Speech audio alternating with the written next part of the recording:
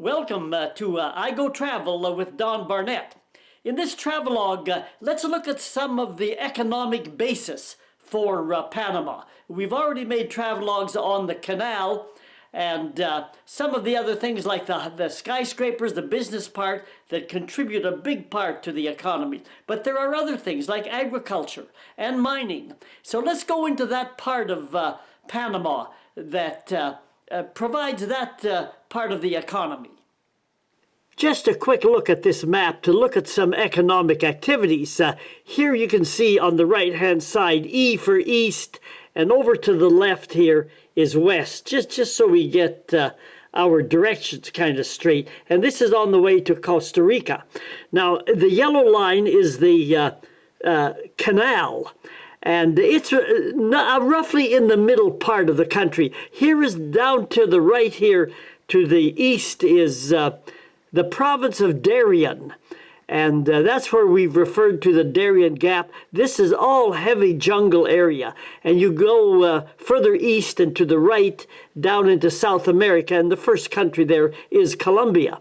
But the Caribbean Sea is on the north coast of the country, and you've got the Pacific down here on the south coast. And if you're just looking at economic activities, we were in Panama City, which is the end of the yellow line here. And the distance across the main part of the usable agricultural type country is over to the west here to a town called David, or D-A-V-I-D, David we would say in English, but they pronounce it David. And that's, as I say, about 450 kilometers. They say it's about a 5.5-hour drive. So that gives you some idea of the length of it. And as you go to the right here again, as I've said before, you get into the jungle, into this area here. But as you go to the west, it gets a little drier. It's upland kind of country. The Spanish, when they first went there, they settled in this area.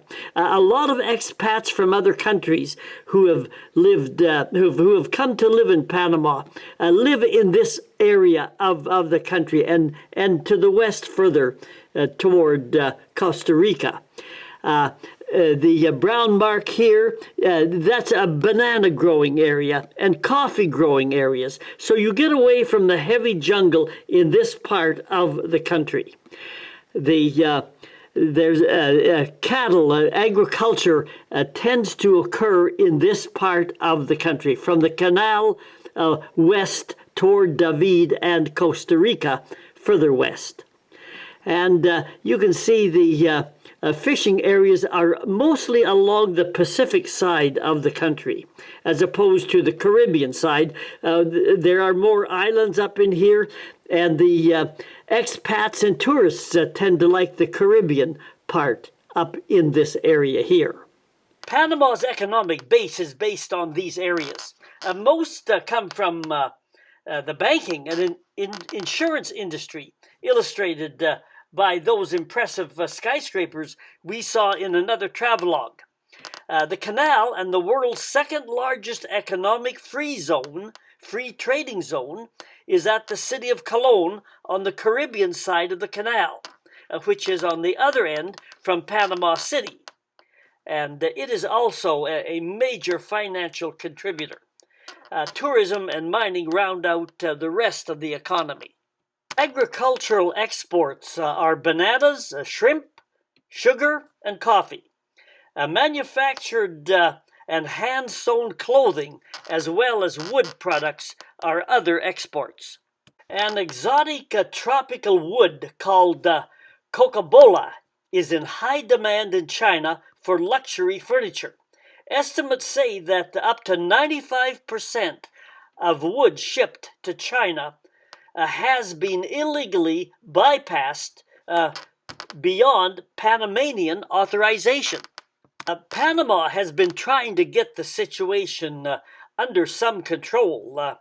Even legally exported wood has sold for, let's say, 4 times its value in China. With a bonanza situation like this, in come the chainsaws and bulldozers, which create an avalanche of road building and jungle destruction. In the continual looting of the Darien jungle, drug traffickers now trade drugs for timber, which in effect makes local people poorer and more dependent on the drug traffickers. Wood has become the new money for people caught in this deforestation of the jungle and woodlands of Panama. There's some sugar plantation work in the middle part of Panama, and it's been a long time here. The plantations of sugar were first developed by the Portuguese down in Brazil, and it's spread quick because the sugar canes grew very well in this part of the world.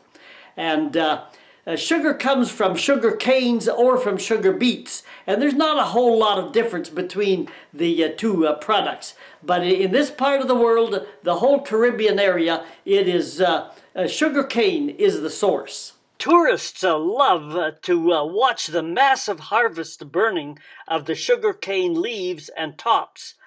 Burning these excess parts make it easier to cut and load the sugar cane or stalks.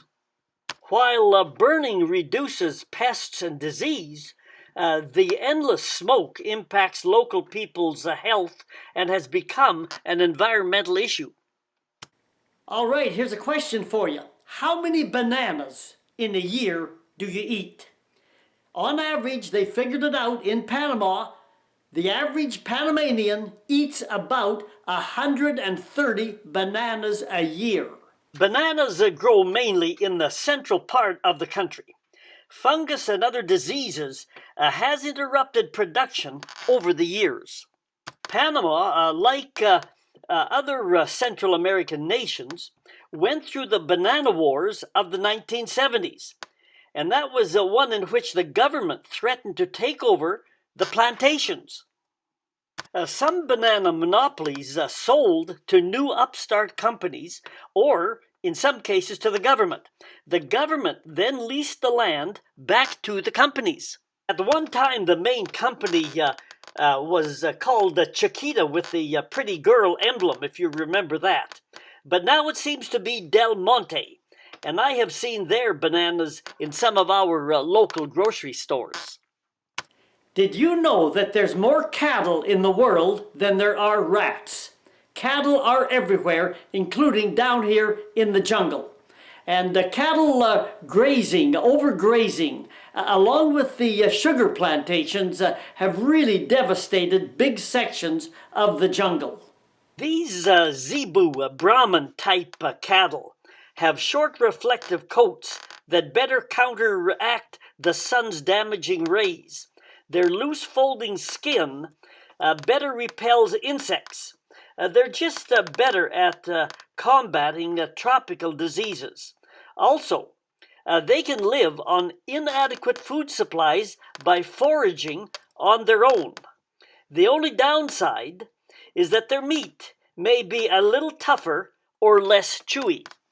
That is because they are not fed a fattening grain-based diet that creates a fatty or marbling effect to the meat. In the US and Canada, we like our meat to be marbled and tenderized with fat mixed in with our juicy steaks. It's great for the taste, but maybe not so good for the heart.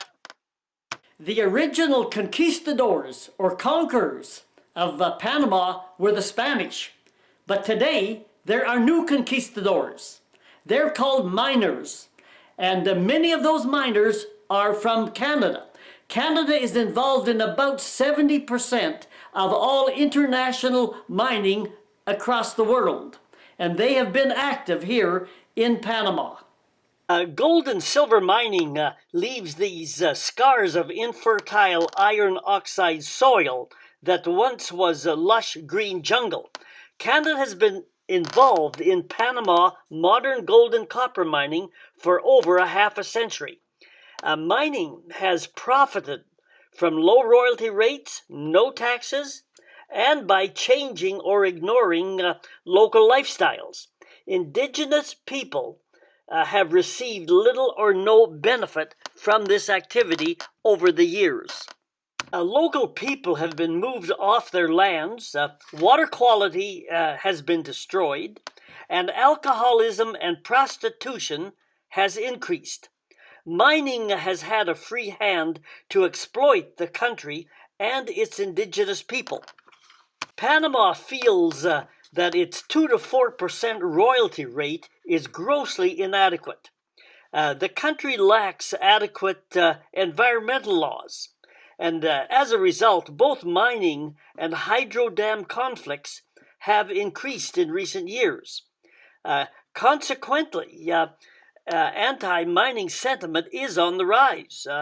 Mining has therefore responded positively by several efforts, reforestation projects, building schools, and creating farm diversification programs. The relationship between the government of Panama, the mining company, and indigenous people is often complex and confusing. Panama, on the one hand, wants more control over its resources. To some degree, it sees clearing out the jungle as a measure of progress. The mining companies are supported by the home country, and to the extent that in the Canadian case, mining interests has in effect frequently dictated much of Canada's foreign aid policy. In some cases, government has granted indigenous people land ownership. The government then has left the scene thinking its job has been done. However, without government support anymore, local new landowners are left to the dictates of the big timber and mining companies. In other words, if you want a job to support your family, then toe the company line and say nothing. The indigenous people in Panama are now organized into reserve lands called comarcas and are striving to become voices that can no longer be ignored. Disagreement continues between the three main players, the Panamanian government, the indigenous people, and the foreign timber and mining companies. Foreign interests are willing to pay big money for local resources, but there is a price to pay by both the indigenous people and the environment. What is the best workable balance for the government, the local people, and the environment? Who knows, but it continues to be a work in progress. Okay, we're having a good time down here in Panama, loafing and learning. So hit the subscribe button if you like what you see. Give us a thumbs up, and we'll be back with more travelogues. In the meantime, pay attention and read what this bird is telling you. Smart advice.